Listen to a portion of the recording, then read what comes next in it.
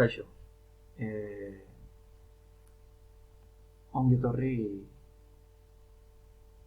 elementu normalizatuak nola ensamblatuko diren erakusten duen tutorial berri batera. Vale? Kasu honetan, puntzoi zilindrikoa, hemen ikusten duzuen puntzoi zilindrikoa nola ensamblatuko dugun erakutsiko dizuet.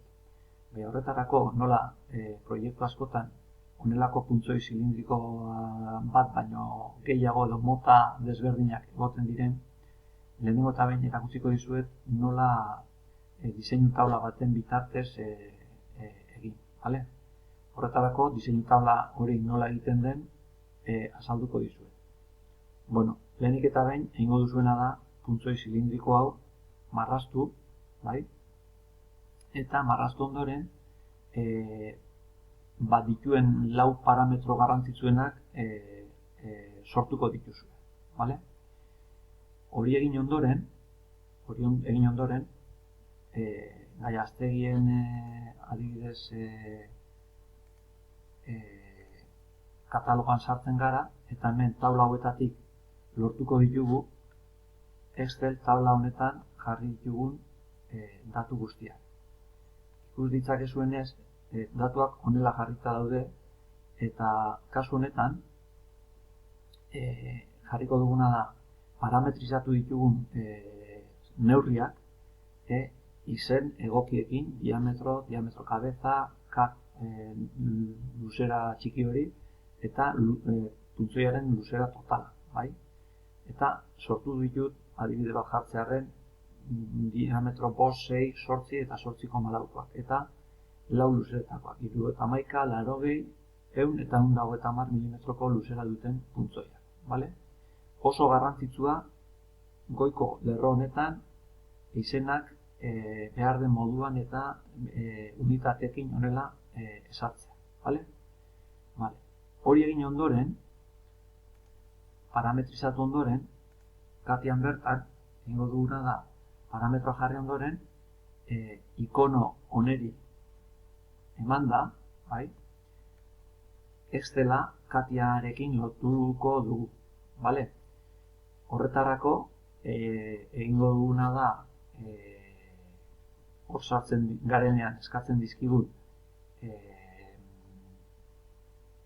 datuak jarri, adibidez oso erreza, diseinu taula honen izena zein izango den, eta gero hemen dituzuen pestaina bi hauetatik eskumako hartzen dugu, eta berehala hemen sortu ditugun parametroak taulakoekin, hemen taulako parametroak agertuko zaizkigu, eta taulakoekin asoziatu edo elkartzen ditugu. Eta hemen azken erakutsi dut, hiru hauek aurretik egin ditut, eta azken hau utzi dut zuek ikus dezazuen nola egiten da. Bagatzen gara hona, eta hemen sortutako parametro hau, longitud 71, longitud parametro hau, aukeratzen dugu, eta izen berbera duenarekin asoziatzen emon, eta ja elkartuta ditu, vale?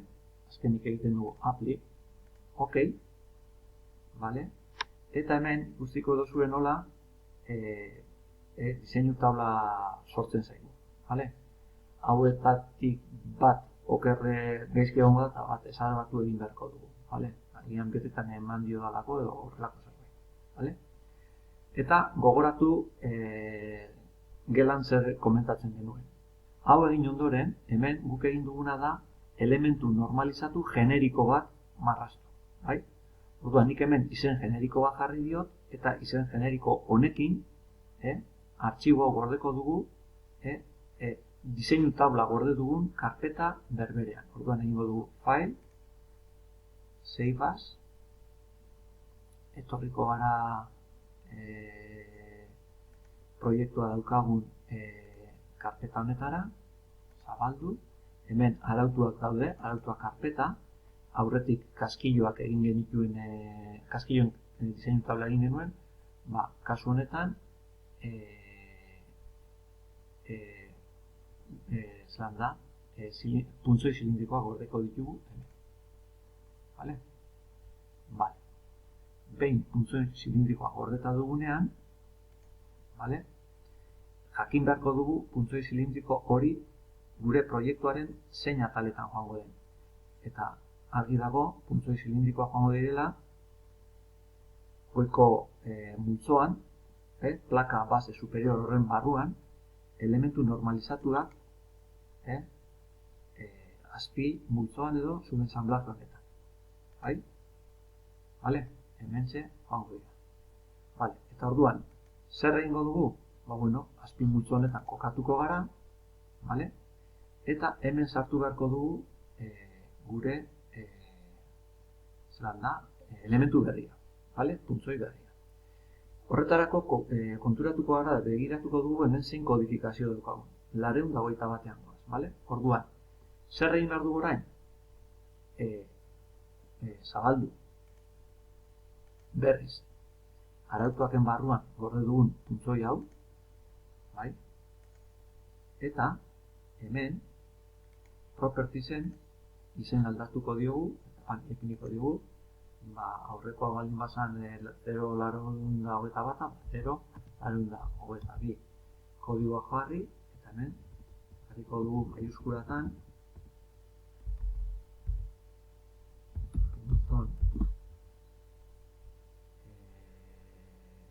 diámetro 5 DIN 9861, ¿vale?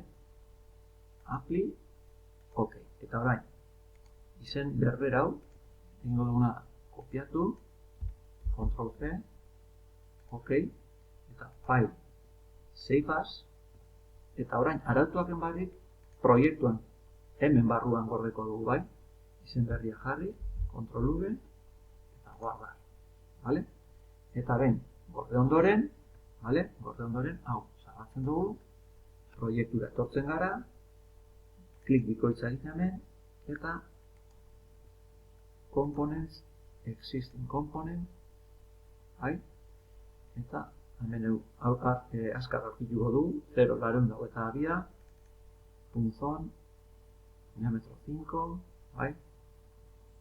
Araua, eta da. Vale? Hemen daukagu sartuta. Eta non kokatu zaigu? Hemen, 0 absolutua dagoen tokian. Bai?